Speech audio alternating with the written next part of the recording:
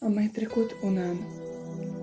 A mai trecut un an de pribegit sub soare, cu multe zile bune, dar și cu clipe amare.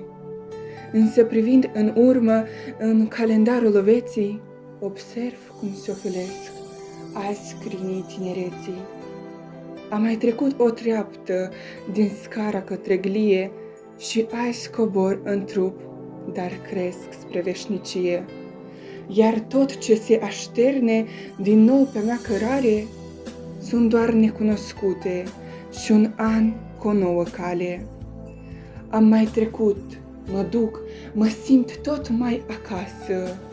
Mă bucur că în Hristos fac parte din mireasă și an de an pășesc cu drag spre veșnicie.